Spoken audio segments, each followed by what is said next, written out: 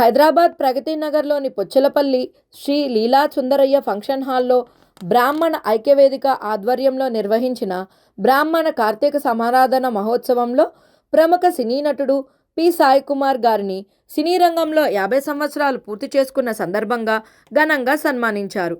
ఈ కార్యక్రమంలో బ్రాహ్మణ సంఘాల సభ్యులు, కళాకారులు, సినీ ప్రముఖులు మరియు పౌరులు భారీ సంఖ్యలో పాల్గొన్నారు.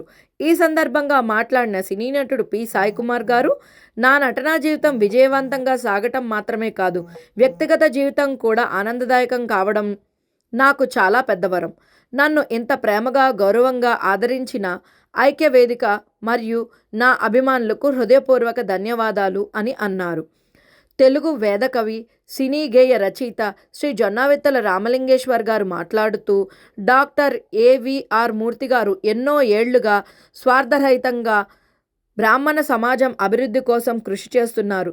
ప్రతి సంవత్సరం అన్నదానాలు, పేద కుటుంబాల వివాహాలకు సాయం చేయడం వంటి ఎన్నో సేవలు ఆయన చేస్తున్న సేవాభావాన్ని ప్రతిబింబిస్తున్నాయి అని ప్రశంసించారు. ఈ కార్యక్రమంలో నటుడు ఆది సాయి కుమార్ మరియు నటి అర్చన పాల్గొని ప్రేక్షకులతో మాట్లాడారు.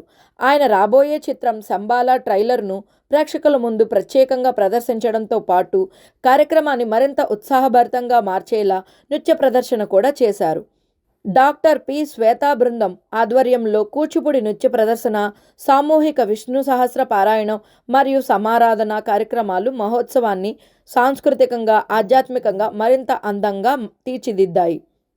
ఈ కార్యక్రమంలో ప్రధాన అతిథులుగా శ్రీ పివి ప్రభాకర్ రావు మరియు శ్రీ కళా విఎన్ఎస్ జనార్దన్ మూర్తి పాల్గొని శుభాకాంక్షలు తెలిపారు.